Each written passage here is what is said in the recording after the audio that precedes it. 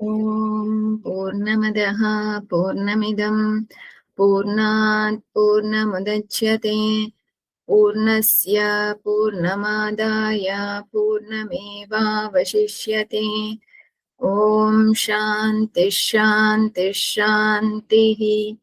शङ्करं शङ्कराचार्यं केशवं बादरायणं सूत्रभाष्यकृतौ वन्दे भगवन्तौ पुनः पुनः। ईश्वरो गुरुरात्मेति मूर्तिभेदविभागिने व्योमवद्व्याप्तदेहाय दक्षिणामूर्तये नमः।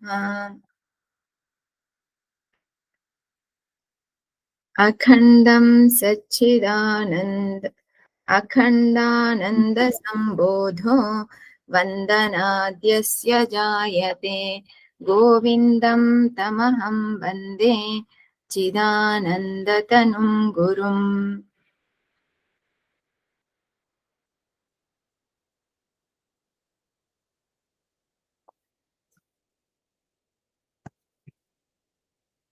अखण्डानन्द सम्बोधः वन्दनात् यस्य जायते गोविन्दं तम् अहं वन्दे चिदानन्दतनुं गुरुम्।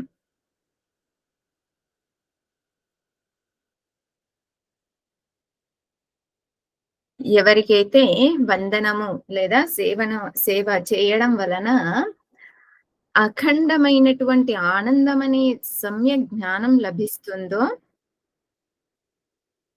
ఆ గురువుకి గోవిందుడికి చిదానంద చిదానందమే తనువుగా కలిగినటువంటి గురువుకి గోవిందుడికి అహం వందే నేను నమస్కరిస్తున్నాను.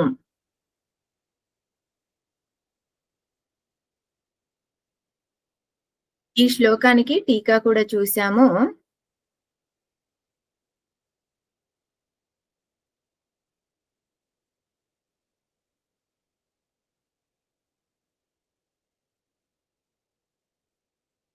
త్వంపద వాచ్యార్థ త్వంపద లక్ష్యార్థ త్వంపద తత్పద వాచ్యార్థ తత్పద లక్ష్యార్థ అంటే ఏంటి? త్వంపద వాచ్యార్థ జీవుడు, త్వంపద లక్ష్యార్థ ఆత్మ, తత్పద వాచ్యార్థ ఈశ్వరుడు, తత్పద లక్ష్యార్థ బ్రహ్మ. ఇంకెవరైనా? మా త్వంపద వాచ్యార్థంలో స్థూల సూక్ష్మ కారణ శరీరములు, ఆత్మ యొక్క ప్రతిబింబము ఆత్మ అని వివరంగా తెలుసుకోవాలా. మళ్ళీ లక్ష్యార్థంలో ఆత్మ లేకపోతే ప్రత్యేగాత్మ తెలుసుకోవాలి. మళ్ళీ తత్పదంలో వాచ్యార్థము స్థూల సూక్ష్మ కారణము అనే ప్రపంచము, మాయా ఇంకా బ్రహ్మ అని వాచ్యార్థంలో తెలుసుకొని లక్ష్యార్థంలో బ్రహ్మ అని తెలుసుకోవాలి. గుడ్. అఖండానంద సంబోధ ఇతి పదేన త్వంపద లక్ష్యార్థ ఉచ్యతే. అఖండానంద సంబోధము అనేటటువంటిది దేన్ని తెలియజేస్తుంది? త్వంపద లక్ష్యార్థాన్ని తెలియజేస్తుంది ఈ శ్లోకంలో. త్వంపద లక్ష్యార్థం అంటే ఏంటి? ఆత్మ అని. అఖండానంద సంబోధము అనగా ఆత్మ అంటే ఏంటి? నేను ఆత్మని, ఆనంద స్వరూపాన్ని.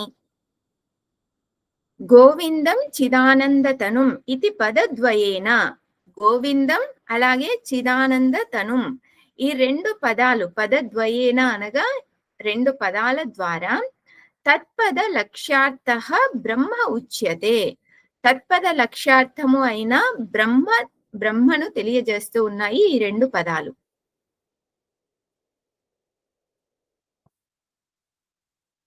ఇక్కడ త్వంపదము ఇచ్చినారు, తత్పదము ఇచ్చినారు. త్వంపద లక్ష్యార్థ అలాగే తత్పద లక్ష్యార్థ. మనం ఏమని అర్థం చేసుకోవాలి? ఐక్యమును మనం అర్థం చేసుకోవాలి. ఐక్యమును ఎలా అర్థం చేసుకోవాలి అనంటే, ఈ 5 కూడా త్వంపద వాచ్యార్థ అన్నాము. ఈ 5టిని తత్పద వాచ్యార్థము అని అన్నాం. ఇందులో ఉపాధులన్నింటినీ కూడా తొలగించాలి. ఉపాధులు అనంటే పరిమితమైనటువంటివి అని. స్థూల శరీరం పరిమితమైందేనా కాదా? పరిమితం. సూక్ష్మ శరీరం, పరిమితం. కారణ శరీరం, పరిమితం. ఇవేవి కూడా లేవు అనంటే అప్పుడు ప్రతిబింబం అనేటువంటిది కూడా ఉండదు. ఈ ఉపాధులు ఉన్నంత వరకే ప్రతిబింబం అనేటటువంటిది ఉంటుంది. ఉపాధులు వెళ్ళిపోయినప్పుడు ఈ ప్రతిబింబం ఏమవుతుంది అనంటే ఆత్మతో ఏకమవుతుంది, ఆత్మలో కలిసిపోతుంది. ఈ రకంగా ఇక్కడ మిగిలిందేంటి అనంటే కేవలం ఆత్మ మాత్రమే మిగిలి ఉంది, చైతన్య ఆత్మ. ఇందులో కూడా స్థూల ప్రపంచం ఏదైతే ఉందో అది నశించిపోతుందా లేదా? నశించిపోతుంది. సూక్ష్మ శరీరం నశించుతుంది. కారణ శరీరం నశించిపోతుంది. ఇవేవి కూడా లేవు అనంటే ఇంకా మాయ అనేటటువంటిది కూడా లేదు. ఉన్నటువంటిది ఏంటి ఇక్కడ? బ్రహ్మ. బ్రహ్మ. త్వంపద లక్ష్యార్థంలో ఆత్మ ఉంది, తత్పద లక్ష్యార్థంలో బ్రహ్మ ఉంది. ఇప్పుడు ఈ రెండు కూడా ఒకటా వేరా? ఒక్కటే. ఈ రెండు కూడా ఒక్కటే. ఎందుకు అనంటే ఉపాధుల ద్వారానే నన్ను నేను ఏమని భావిస్తూ ఉన్నాను? జీవుడిని అని భావిస్తూ ఉన్నాను. కానీ వాస్తవానికి నేను ఎవరు అనంటే బ్రహ్మనే. ఆత్మ సచ్చిత్ ఆనందం. ఏ రకంగా ఒకటి అని చెబుతున్నాము అనంటే ఆత్మ యొక్క లక్షణం ఏంటి అనంటే సచ్చిత్ ఆనందం. తర్వాత వస్తాయి ఇవన్నీ కూడాను మళ్ళీ వివరంగా. బ్రహ్మ యొక్క లక్షణం ఏంటి అనంటే సత్యం, జ్ఞానం, అనంతం. సత్ అనగా సత్యం, చిత్ అనగా జ్ఞానం, ఆనందము అనగా అనంతం. రెండింటి లక్షణాలు ఒకటే కాబట్టి రెండు వేరుగా ఉండడానికి అవకాశం లేదు. కాబట్టి ఈ ఆత్మనే బ్రహ్మ, ఆత్మనే జగత్ కారణమైనటువంటి బ్రహ్మ. ఈ రెండింటికి మధ్య భేదం అనేటటువంటిది లేదు. ఈ శ్లోకంలో ఐక్యంను తెలియజేస్తూ ఉన్నారు ఈ రకంగా. అఖండానంద సంబోధ పదం ద్వారా లక్ష్యార్థము, త్వంపద లక్ష్యార్థము, గోవిందం చిదానంద తనుమనే రెండు పదాల ద్వారా తత్పద లక్ష్యార్థమును తెలియజేసి ఈ ఆత్మ ఆ బ్రహ్మ రెండు వేరు కాదు, రెండు ఒక్కటే అనేటటువంటి విషయాన్ని తెలియజేస్తున్నారు. ఇక్కడే చూడండి, అఖండం ఆనందం. అఖండం అంటే ఏమర్థాన్ని చూసాము? దేశ కాల వస్తు పరిచ్ఛేద శూన్య అని. అది సత్ని తెలియజేస్తుంది. ఆనంద అనేటువంటి పదం చూడండి, త్వంపద లక్ష్యార్థంలో ఆనందము అనేటువంటిది ఉంది, తత్పద లక్ష్యార్థంలో కూడా ఆనందము అనేటటువంటి పదం ఉంది. రెండు కూడాను ఒకే అర్థాన్ని ఇస్తూ ఉన్నాయి. అంటే త్వంపద లక్ష్యార్థము అలాగే తత్పద లక్ష్యార్థము రెండు కూడా ఒకే అర్థాన్ని ఇస్తూ ఉన్నాయి. కాబట్టి తత్పద లక్ష్యము, త్వంపద లక్ష్యము రెండు వేరు కాదు. అంటే ఆత్మ బ్రహ్మ రెండు వేరు కాదు, ఒక్కటే. జీవుడు బ్రహ్మ ఇద్దరు కూడా వేరు కాదు, జీవుడే బ్రహ్మ అయి ఉన్నాడు. ఉపాధులను తొలగిస్తే జీవుడే బ్రహ్మ. యస్య గురోః ప్రసాదేన అహం బ్రహ్మ అస్మి ఇతి బోధః జాయతే. యస్య గురోః, ఏ గురువుకైతే, ఏ గురువు యొక్క ప్రసాదము ద్వారా అహం బ్రహ్మ అస్మి బోధః జాయతే, నేను బ్రహ్మ అనేటటువంటి జ్ఞానం లభిస్తూ ఉందో ఆ గురువుకి తత్ అనగా తస్య గురోః నమస్కరోమి, నమస్కారం చేస్తూ ఉన్నాను. ఏ గురువు యొక్క ప్రసాదం ద్వారా నాకు అహం బ్రహ్మాస్మి అనేటటువంటి జ్ఞానం ఉత్పన్నమవుతుందో నాలో, ఆ గురువుకి నేను నమస్కరిస్తూ ఉన్నాను. ఎవరైతే సంస్కృత చదువుతూ ఉన్నారో ఈ టీకా చాలా సులభంగా, చాలా అంటే చాలా సులభంగా ఉంటుంది. కాబట్టి ఖచ్చితంగా తెలుగు ట్రాన్స్లేషన్ లేకుండా మీ అంతటి మీరుగా సంస్కృతం నుంచి అర్థం చేసుకోవడానికి ప్రయత్నించాలి. 3-4 టైమ్స్ చదవగా ఆటోమేటిక్ గా అర్థమైపోతుంది అదేంటి అనేది. అఖండానంద సందోహ ఇతి పాఠే అఖండానందస్య సందోహః ప్రచురానుభవః జాయతే ఇతి. ఈ శ్లోకంలో ఏమనుంది? అఖండానంద సంబోధః అని ఉంది. ఇంకొక పాఠం ఏంటి అనంటే అఖండానంద సందోహ, సంబోధకి బదులుగా సందోహ అని ఉంది. ఇక్కడ సందోహము అనంటే ఏంటి అనంటే అఖండానందము యొక్క ప్రచుర అనుభవము. ప్రచుర అనుభవము అనగా స్పష్టమైనటువంటి జ్ఞానం. ప్రచుర అనుభవము అనగా స్పష్టమైనటువంటి జ్ఞానం. జాయతే ఉత్పద్యతే. ఈ పాఠాంతరం కూడా ఉంది అని తెలియజేస్తూ ఉన్నారు. ఇక్కడి వరకు అర్థమైందా అందరికీ? అర్థమైందమ్మా. అస్య గ్రంథస్య వేదాంత శాస్త్ర ప్రకరణ రూపత్వాత్ శాస్త్రైక దేశ సంబద్ధత్వాది లక్షణత్వాత్ చ అనుబంధ చతుష్టయ ప్రదర్శనేన అపి మంగళం కరోతి. చూడండి, క్రియాపదం ఏంటి ఇక్కడ? ఇలా పెద్ద వాక్యాలు ఉన్నప్పుడు ఏంటంటే వాక్యాన్ని చిన్నగా చేసుకొని అర్థం చేసుకోవాలి. క్రియాపదం ఏంటి? కరోతి. కరోతి. కరోతి అనంటే చేస్తున్నాను అని, చేస్తున్నారు అని. ఏం చేస్తున్నారు?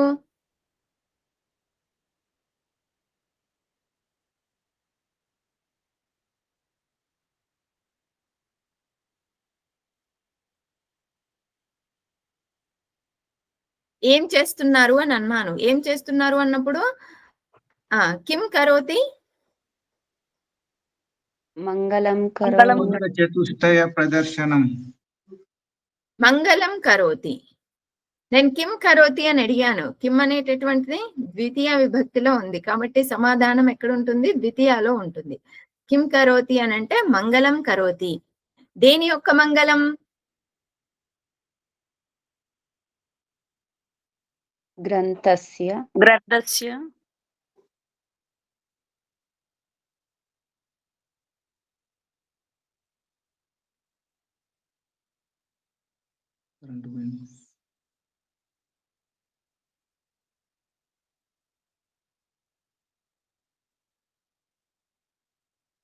మంగళం కరోతి అనుబంధ చతుష్టయ ప్రదర్శనేన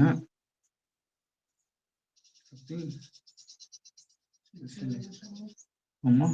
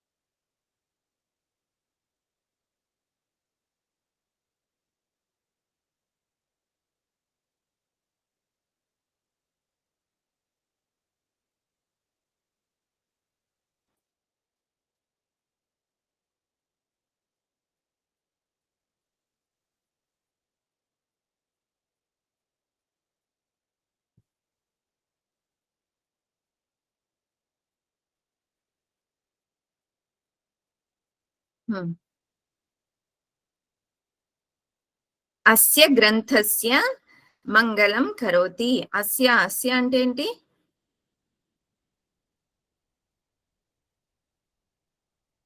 గ్రంథస్య. ఈ యొక్క. అస్య అనగా ఇదం శబ్దం. ఇదం శబ్దం ఈ గ్రంథం యొక్క. అస్య అనేటటువంటిది సర్వనామ శబ్దము గ్రంథానికి, కాబట్టి ఈ గ్రంథం యొక్క అని వస్తుంది.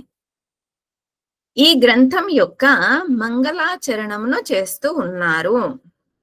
ఎందుకోసం మంగళాచరణం చేస్తున్నారు? ప్రశ్న వస్తుందా?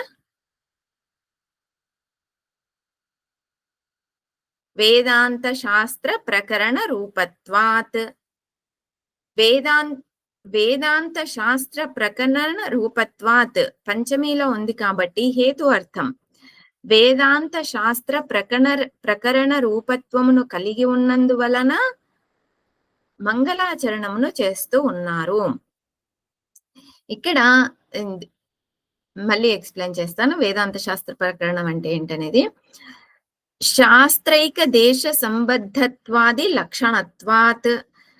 శాస్త్ర ఏకదేశ సంబద్ధత్వం అనేటటువంటి లక్షణాన్ని కలిగి ఉన్నందువలన మంగళాచరణంను చేస్తూ ఉన్నారు. ఇది రెండవ కారణం. మొదటి కారణమేమో వేదాంత శాస్త్ర ప్రకరణ రూపత్వం, శాస్త్రైక దేశ సంబద్ధత్వాది లక్షణత్వం. ఈ రెండు కారణాల వలన అనుబంధ చతుష్టయ ప్రదర్శనేన, అనుబంధ చతుష్టయాన్ని సూచిస్తూ మంగళాచరణమును చేస్తూ ఉన్నారు. ఈ గ్రంథం ఏంటి అనంటే వేదాంత శాస్త్ర ప్రకరణ రూపాన్ని కలిగి ఉంది. అలాగే శాస్త్ర ఏకదేశ సంబద్ధత్వాది లక్షణాన్ని కలిగి ఉన్నందున అనుబంధ చతుష్టయమును ప్రదర్శన చేస్తూ, అనుబంధ చతుష్టయాన్ని తెలియజేస్తూ తద్వారా మంగళాచరణమును చేస్తూ ఉన్నారు. ఇప్పుడు వేదాంత శాస్త్ర ప్రకరణ రూపం అంటే ఏంటో చూద్దాం. వేదాంత శాస్త్రం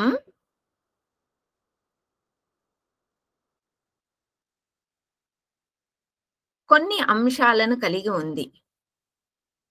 తెలుగు ట్రాన్స్లేషన్ లో ఇచ్చానా శాస్త్రం అంటే ఏంటనేది? శాస్త్రంలో ఏమేమి అంశాలు ఉంటాయనేది?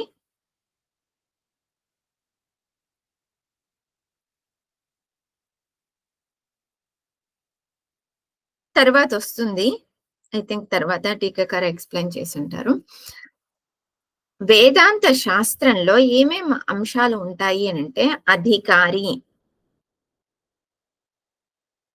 లేదా అనుబంధ చతుష్టయం, గురూపసత్తి, త్వంపద, తత్పద, ఈ రెండింటి యొక్క ఐక్యము,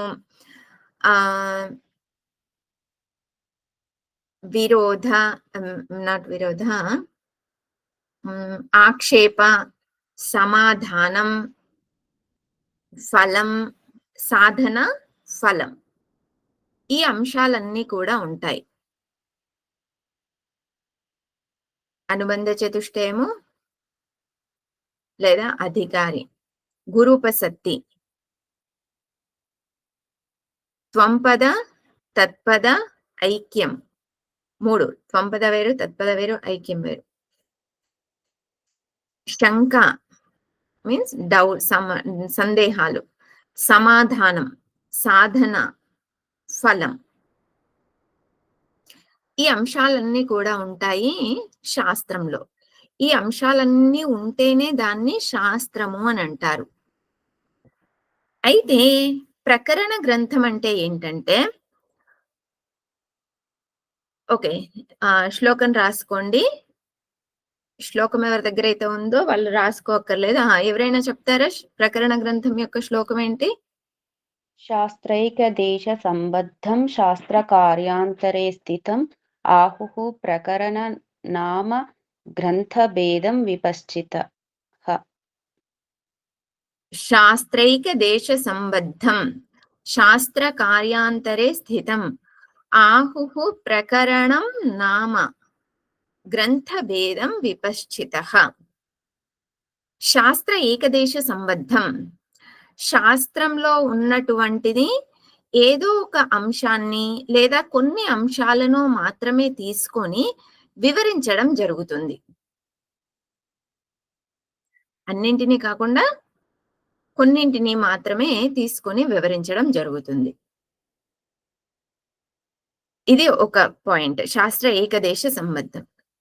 ఇంకొకటి ఏంటే శాస్త్రం యొక్క ప్రయోజనం ఏంటో, విషయం ఏంటో, ప్రయోజనం ఏంటో, ప్రకరణం గ్రంథం కూడా అదే విషయాన్ని, అదే ప్రయోజనాన్ని కలిగి ఉంటుంది. విషయ ప్రయోజనాలు అనేటువంటివి వేరుగా ఉండవు. శాస్త్రం యొక్క విషయం కానీ ప్రయోజనం కానీ అవే ప్రకరణ గ్రంథంలో కూడా ఉంటాయి. శాస్త్ర కార్యాంతరే స్థితం. శాస్త్రం ఉదాహరణకి కేనోపనిషత్. కేనోపనిషత్ ఒక మెథడ్ లో వివరిస్తూ ఉంది ఆత్మతత్వాన్ని. ఏంటది? ఎవరైనా చెప్పగలరా? కేనోపనిషత్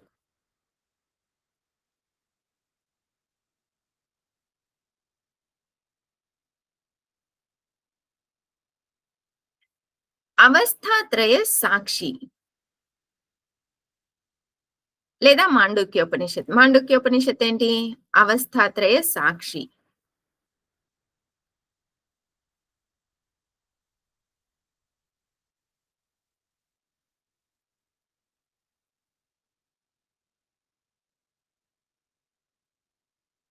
కేనోపనిషత్ దృష్టి సృష్టి వివేక, దృగ్దృశ్య వివేక. అవస్థాత్రయ వివేక కాదు. కేనోపనిషత్ దృగ్దృశ్య వివేక, మాండుక్యోపనిషత్ అవస్థాత్రయ వివేక. ఇలా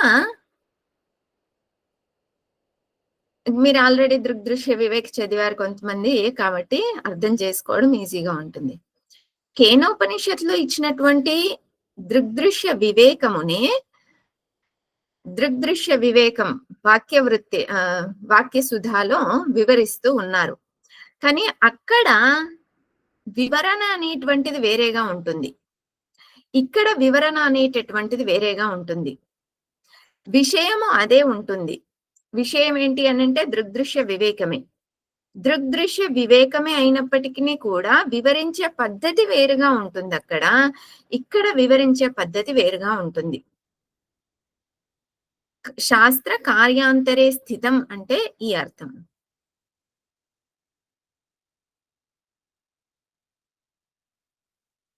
ఆహుః ప్రకరణం నామ.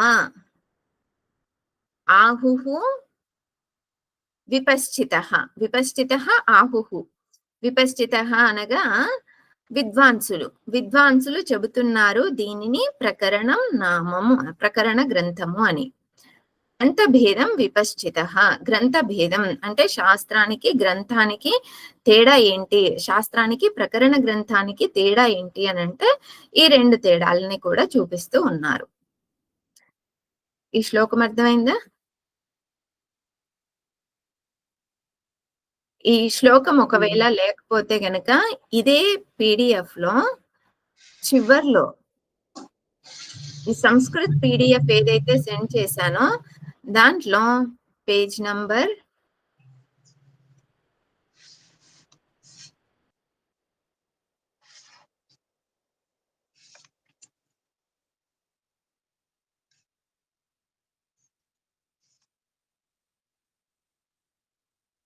397 లో ఫస్ట్ శ్లోకమే ఉంటుంది. లక్షణ శ్లోక వాక్యానిచ అని ఉంటుంది. అందులో ప్రకరణ గ్రంథః అని ఉంటుంది. శాస్త్రైకదేశ సంబద్ధం శాస్త్ర కార్యాంతరే స్థితం ఆహుః ప్రకరణం నామ గ్రంథ భేదం విపశ్చితః అది. ఎవరికైతే ఈ శ్లోకం తెలియదో వాళ్ళు తర్వాత చూసి అక్కడ నోట్ చేసుకోండి.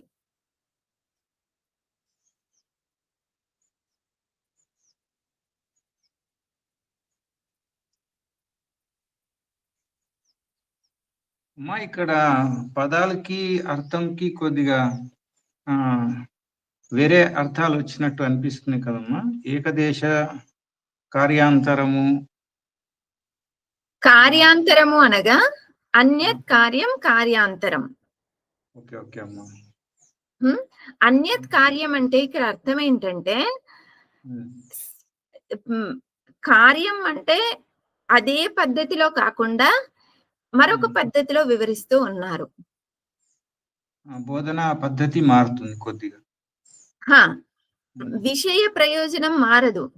కానీ విషయం అదే అయినప్పటికిని కూడా వివరించే విధానం వేరుగా ఉంటుంది. అవునమ్మా. అక్కడ ఆచార్య గారికి శాస్త్రాన్ని ఉపనిషత్ చెప్పిన పద్ధతిలో చెప్పవలసి ఉంటుంది. ఇక్కడ శిష్యుల్ని ఉద్ధరించటానికి కొంత ఇంకా స్వతంత్రంతో చెప్పారని అర్థం చేసుకోవచ్చమ్మా? ఆ! యెస్. ఎందుకు అనంటే ఆచార్యులు ఈ దృగ్దృశ్య వివేకాన్ని కేనోపనిషత్తునే తీసుకోండి. కేనోపనిషత్తులో అక్కడ వివరణ అనేటటువంటిది డిఫరెంట్‌గా ఉంటుంది. దృగ్దృశ్య వివేకంలో విద్యారణ్య స్వామీజీ యొక్క ఆలోచన విధానం ఏదైతే ఉందో ఆ ప్రకారంగా వివరించారు. కానీ ఈ ప్రకరణ గ్రంథం హెల్ప్ అవుతుంది కేనోపనిషత్తు అర్థం చేసుకోవడానికి. అవునమ్మా. ఈ ప్రకరణ గ్రంథం చదవకుండా మనం డైరెక్ట్‌గా కేనోపనిషత్తు చదివామనుకోండి, మనకి అర్థం అవ్వదు. అవునమ్మా. అంటే అవును. అదే విషయాన్ని సులభమైన పద్ధతిలో వివరించడం. అవునమ్మా.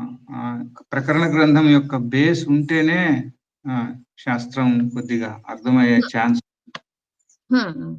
అమ్మా అక్కడేమో ఏకదేశ అన్నారమ్మా. అది ఏకదేశ అనే దానికి ఏమన్నా చెప్తారమ్మా? అన్యత్ హా! కార్యం ఏకదేశ సంబద్ధం అనగా ఆహ్, అందులో ఉన్నటువంటి అన్ని అంశాలు కాకుండా ఏకదేశం. ఒకటి కానీ లేదా కొన్నింటిని కానీ తీసుకోవడం జరుగుతుంది. అమ్మా ఇక్కడ ఏకదేశము, ఉపదేశము, ఈ దేశము అనే దానికి ఏమన్నా పోలిక ఉందా అమ్మా? ఏదో ఒకదాన్ని ఉపదేశం చేయటం అని ఆహా! లేదు. లేదు. ఉపదేశం వేరు, ఏకదేశం వేరు. ఉపదేశము అంటే బోధ అని. ఏకదేశము అనన్నప్పుడు ఏంటి అనంటే ఫర్ ఎగ్జాంపుల్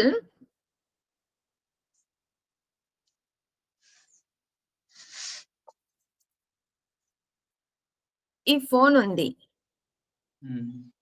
ఈ ఫోన్‌లో నేను అన్ని చోట్ల ఫోన్‌ని పట్టుకున్నానా? ఏకదేశంలోనే పట్టుకున్నానా? ఒక దేశం ఏదో ఒక దగ్గర పట్టుకున్నాం. హా! ఏకదేశము అనంటే మొత్తంలో ఏదో ఒక భాగం. అంటే ఇక్కడ శాస్త్రంలో అనేక వివేకాలు ఉన్నప్పటికీ కూడా ఏదో ఒక దృగ్దృశ్య వివేకం అనే టెక్స్ట్ లో కేవలం దృగ్దృశ్య వివేకాన్నే తెలియచేయటం. మనం వివేక చూడమని తీసుకున్నామనుకోండి. వివేక చూడమనిలో ఏంటి అనంటే పంచకోశ వివేకం ఉంది. అలాగే వాసనా క్షయము ఉంది. అంటే సాధనల గురించి కూడా ఇచ్చినారు. ఫలితము ఇచ్చినారు. అలాగే కొన్ని అంశాలు ఇచ్చినారు. గురూపసత్తి ఉంది. అధికారి, అనుబంధ చతుష్టయము, గురూపసత్తి, తత్పద, త్వంపద, ఐక్య, అలాగే సాధన, ఫలము ఇవన్నీ ఇచ్చినారు. కానీ అక్కడ పూర్వపక్ష, సిద్ధాంత పక్ష దర్శనాలన్నింటినీ ఇచ్చినారా? ఇప్పుడే అన్ని తెలుసుకుంటున్నాను. దర్శనాలేమి కూడాను వివేక చూడమనిలో ఈ దర్శనం ఏం చెబుతుంది, ఆ దర్శనం ఏం చెబుతుంది, ఆ దర్శనం ఏం చెబుతుంది, ఇవేవి కూడాను ఇవ్వలేదు. అవి శంకా సమాధానం కింద వస్తాయమ్మా ఇప్పుడు మీరు చెప్పిన దర్శన విషయం. శంకా సమాధానం అవును.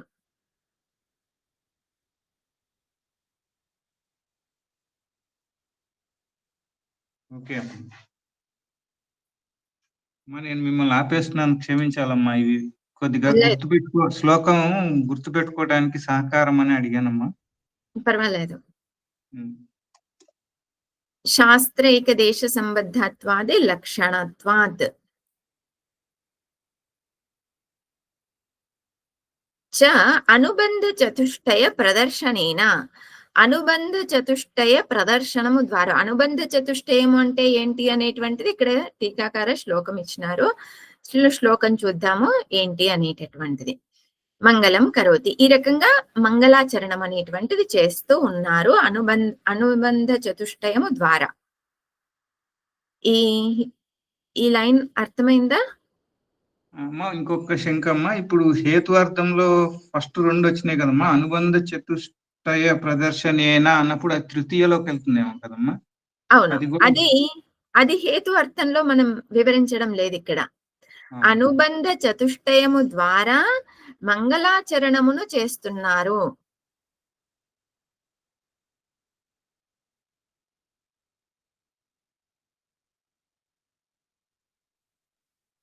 ఓకే అమ్మా. అనుబంధ చతుష్టయం ద్వారా మంగళాచరణం చేస్తున్నారు అంటే అర్థం ఏంటి? తరువాత శ్లోకంలో ఈ మంగళాచరణం శ్లోకంలో అనుబంధ చతుష్టయం అనేటువంటిది ఉంది. సరే అమ్మా. అనుబంధ చతుష్టయంలో ప్రదర్శిస్తూ ఉన్నారు. అంటే మనకు ఇక్కడ ఇది అధికారి, ఇది విషయము, ఇది ప్రయోజనము అని మనకు డైరెక్ట్ గా తెలీదు. కానీ మనం ఆలోచిస్తే ఏది అధికారి, ఏది విషయము, ఏది ప్రయోజనం అనేది మనకు తెలుస్తుంది. ముందు అనుబంధ చతుష్టయం అంటే ఏంటో చూద్దాం. ధన్యవాదాలు. నా తర్వాత చెప్పండి. సంబంధశ్చాధికారీ చ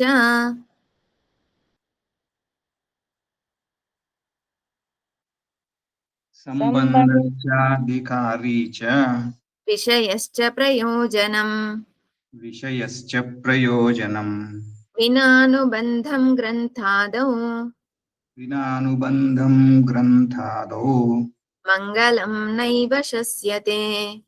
మంగళం నైవ శస్యతే. సంబంధశ్చాధికారీ చ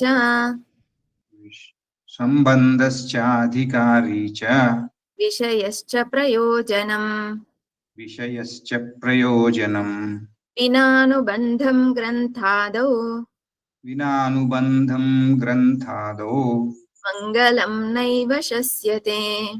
మంగళం నైవ శస్యతే. సంబంధశ్చాధికారీ చ విషయశ్చ ప్రయోజనం వినానుబంధం గ్రంథాదౌ మంగళం నైవ శస్యతే. ఫస్ట్ క్రియాపదం ఏంటి ఇక్కడ? శస్యతే. శస్యతే. శస్యతే అర్థం ఏంటి?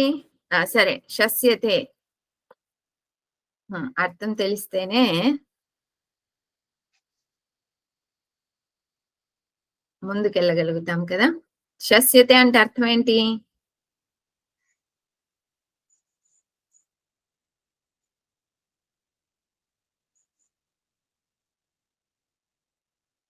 శంస్ ధాతు స్తుతౌ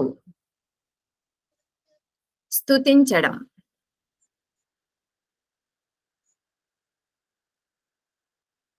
దేన్ని స్తుతిస్తూ ఉన్నారు? కిం శస్యతే? మంగళం అమ్మా. మంగళం. మంగళం శస్యతే. చూడండి, ఇక్కడ నా ఉంది. నా అనేటువంటిది ఎప్పుడు కూడా ఎక్కడ దేనితో వెళ్తుంది? క్రియాపదంతో వెళ్తుంది. కాబట్టి ఇప్పుడు ఏం చేయాలి? మంగళం నైవ శస్యతే అని చదవాలి. మంగళం ఎప్పుడూ కూడా స్తుతించబడదు. శస్యతే అంటే స్తుతించబడుతుంది అని. ఆ శస్యతే కర్మణి ప్రయోగ. శస్యతే కర్మణి ప్రయోగమే కదా. భావకర్మణ ప్రయోగం. చూడండి, ఇక్కడ బాగా ఉపయోగపడతాయి వ్యాకరణం అనేటువంటిది. మంగళం అనేటువంటిది ఎప్పటికీ కూడా స్తుతించబడదు. శస్యతే అంటే స్తుతించబడుతుంది అని. నైవ శస్యతే అంటే స్తుతించబడదు. మంగళాచరణం అనేది ఎప్పుడూ కూడా స్తుతించబడదు. ఎందుకు? వినా అనుబంధం గ్రంథాదో. గ్రంథం ప్రారంభంలో అనుబంధం అనేటటువంటిది లేకుండా మంగళం ఎప్పటికీ కూడా స్తుతించబడదు. వినా అనుబంధం. అనుబంధం వినా గ్రంథాదౌ అనుబంధం వినా మంగళం నైవ శస్యతే. అన్వయం ఈ రకంగా ఉండాలి. గ్రంథాదౌ అనుబంధం వినా మంగళం నైవ శస్యతే. గ్రంథం ప్రారంభంలో అనుబంధం అనేటటువంటిది లేకుండా మంగళాచరణం అనేటటువంటిది స్తుతించబడదు. ఇది అర్థమైందా? మరి అనుబంధం అంటే ఏంటి? అనుబంధం లేకుండా మంగళాచరణం అనేటటువంటిది స్తుతించబడదు అని అంటున్నారు. ఇంతకీ అనుబంధం ఏంటి అని అంటే సంబంధశ అధికారీ చ విషయః చ ప్రయోజనం. ఏమేంటివి? సంబంధము, అధికారి, విషయము, ప్రయోజనం. హా, ఇక్కడ ఈ ఆర్డర్ లో ఇచ్చినారు. జనరల్ గా మనం ఫాలో అవుతున్న ఆర్డర్ ఏంటి? అధికారి, విషయ, ప్రయోజన, సంబంధం. ఆ ఆర్డర్ మనం గుర్తుంచుకోవాలి. శ్లోకం ఆర్డర్ డిఫరెంట్ గా ఉంది అంతే. సంబంధం అంటే ఏంటి, అధికారి అంటే ఏంటి, విషయం ఏంటి, ప్రయోజనం ఏంటి, ఇవన్నీ కూడా ఎలాబరేట్ గా చూస్తాము. కానీ ముందుకు వెళ్ళాలి అని అంటే కొంచెం ఇంట్రొడక్షన్ అవసరం. కాబట్టి ఫస్ట్ అధికారి ఎవరు? అధికారి దీనికి గ్రంథాన్ని చదవాలి అని అంటే అధికారి ఎవరు? ప్రారంభంలో చూసాము, మళ్ళీ కూడాను చూద్దాం. చూడండి, నేను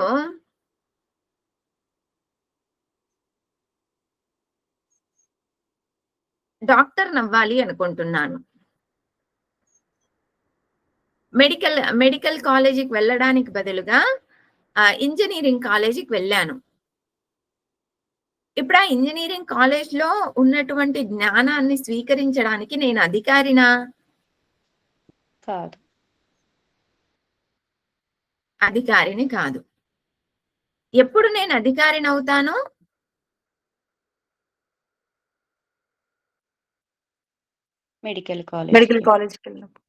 మెడికల్ కాలేజీకి వెళ్తే నేను అధికారిని అవుతాను. ఇక్కడ కూడా ఏదో లౌకిక కోరికల్ని తీర్చుకోవాలి అనుకుంటున్నాను. అప్పుడు ఈ గ్రంథం అధ్యయనం చేయడానికి నేను అధికారినా? నా కోరికలు తీరుతాయా? కోరికలు తీరవు. ఇక్కడ కోరికలు తీరవు కాబట్టి ప్రయోజనం అనేటువంటిది ఉండదు. కాబట్టి నేను ఈ గ్రంథానికి అధికారినా? నేను స్వర్గలోకం వెళ్ళాలి అనుకుంటున్నాను. నేను ఈ గ్రంథం చదివి స్వర్గలోకానికి వెళ్ళాలి అనుకుంటే వెళ్ళగలుగుతానా? వెళ్ళలేను. కాబట్టి ఈ గ్రంథానికి నేను అధికారిని అవుతానా?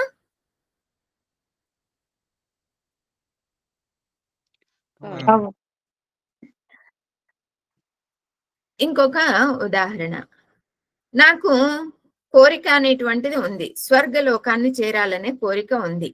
ఇప్పుడు దర్శపూర్ణ యాగం అనేటటువంటిది చేస్తూ ఉన్నాను. అప్పుడు ఆ దర్శపూర్ణ యాగానికి నాకు స్వర్గానికి వెళ్ళాలనే కోరిక ఉంది. కాబట్టి దర్శపూర్ణ యాగానికి నేను అధికారినా కాదా? అధికారిని. ఇక్కడ అధికారి ఎవరు? ఈ గ్రంథం అధ్యయనం చేయడానికి మోక్షం కావాలని కోరిక ఉంది. మోక్షం కావాలనేటటువంటి కోరిక ఉన్నవారు అధికారులు.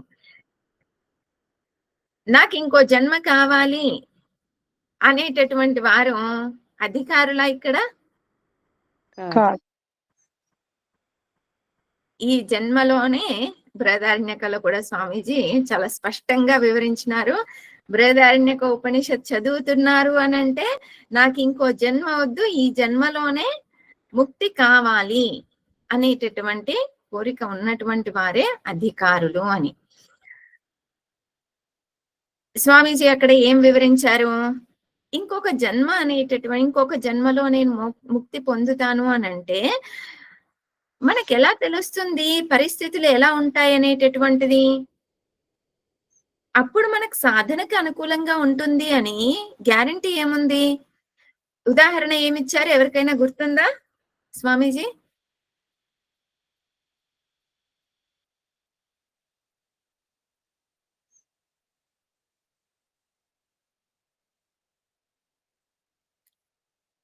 పోనీ ఎక్కడి నుంచి ఇచ్చారు ఉదాహరణ?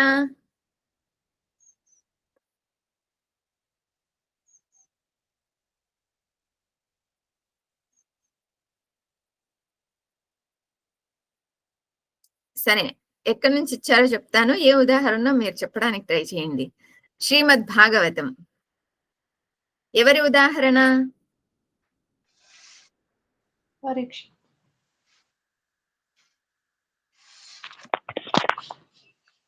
భాగవతం. భాగవతంలో నుంచి ఎవరి ఉదాహరణ ఇచ్చారు? భాగవతంలో ఎవరు మళ్ళీ జన్మను పొందారు? జడభరతుడు. జడభరతుడు ఉదాహరణ ఇచ్చినారు.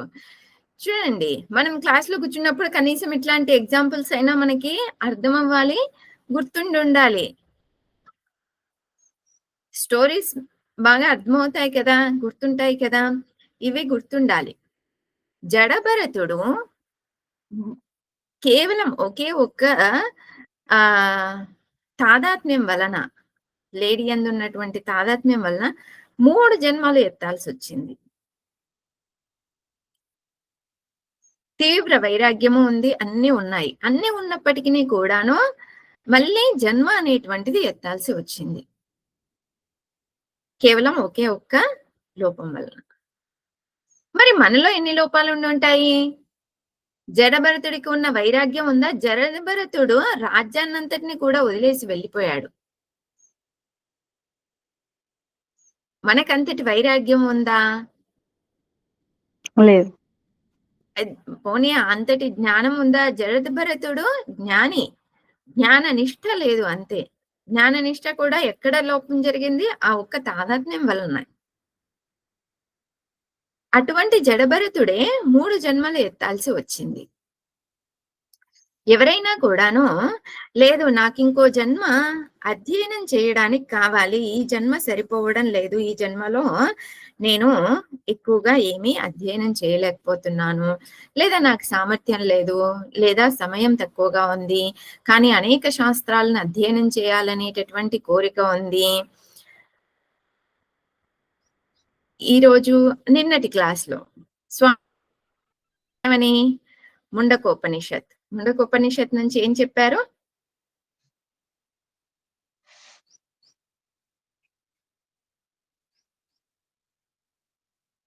పరావిద్య, అపరావిద్య ఏంటి?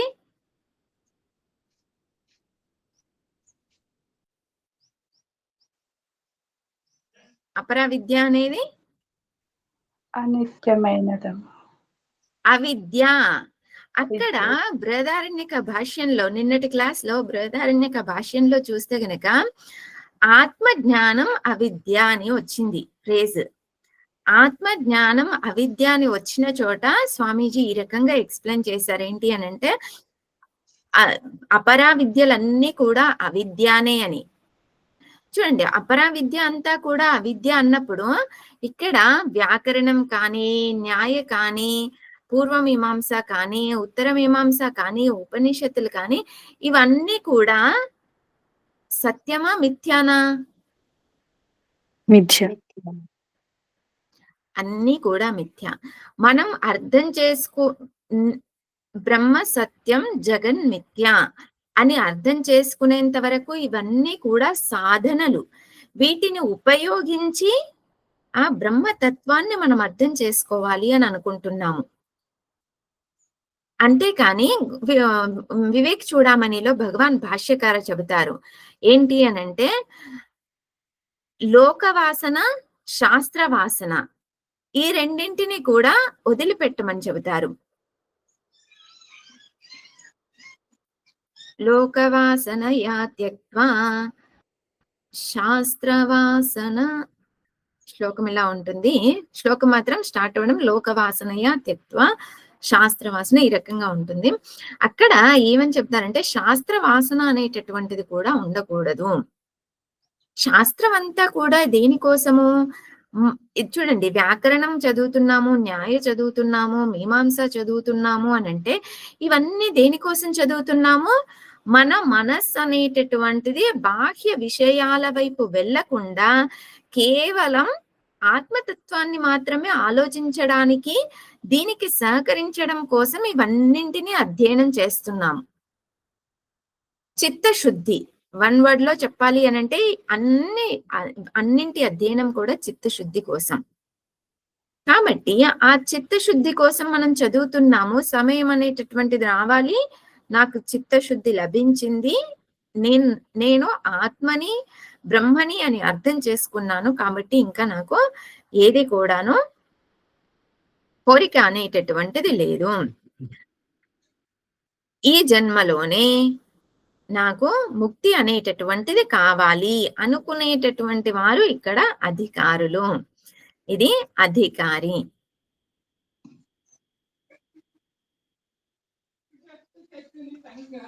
విషయము, ప్రయోజనము, సంబంధము ఏంటి అనేటటువంటిది తరువాత క్లాస్‌లో చూద్దాం. ఇది చిత్తశుద్ధి అర్థము అనుకోవటం కూడా ఒక ప్రయోజనం సిద్ధించినట్లే కదమ్మా అలాంటి వారికి. అందరికీ కూడాను చిత్తశుద్ధి కోసమే. లేదంటే ఇది ఆధారం లేకపోతే ఇంకా కంట్రోల్ అవ్వదు కదమ్మా మైండ్, అందువల్ల. ప్రతి ఒక్కరికి కూడా ఈ అధ్యయనము ఇవన్నీ కూడాను అంటే చూడండి, ఉపనిషత్ అధ్యయనం కానీ, ప్రకరణ గ్రంథ అధ్యయనం కానీ దేనికోసము అనంటే ఆత్మతత్వాన్ని అర్థం చేసుకోవడం కోసం. వ్యాకరణం, పూర్వమీమాంస, న్యాయ ఇవన్నీ కూడా ఏంటి అనంటే చిత్తశుద్ధి కోసం. చిత్తశుద్ధి కోసం మనం అధ్యయనం చేస్తున్నాము వాటన్నింటినీ కూడాను. చిత్తశుద్ధి అంటే చిత్తశుద్ధి కోసమే ఇంకొక జన్మ ఎందుకు నేను ఎత్తాలి? చిత్తశుద్ధి కోసం ఇంకొక జన్మ అనేటువంటిది అవసరం లేదు. మనం ప్రయత్నం చేస్తే గురు పరంపర అనుగ్రహము, భగవంతుడి అనుగ్రహంతో ఈ జన్మలోనే మనకి చిత్తశుద్ధి అనేటటువంటిది లభిస్తుంది. ఆత్మ జ్ఞానాన్ని మనం అర్థం చేసుకోగలుగుతాము. ఆ తర్వాత ఇంకా జన్మ అనేటువంటిది అవసరం లేదు. ఈ జన్మలోనే మనం చిత్తశుద్ధిని పొందాలి, జ్ఞాన ప్రాప్తిని పొందాలి. ఓకే అమ్మా, ధన్యవాదాలు. ఓం పూర్ణమదః పూర్ణమిదం పూర్ణాత్ పూర్ణముదచ్యతే పూర్ణస్య పూర్ణమాదాయ పూర్ణమేవావశిష్యతే. ఓం శాంతి శాంతి శాంతిః. హరి ఓం శ్రీ గురుభ్యో నమః. హరి ఓం.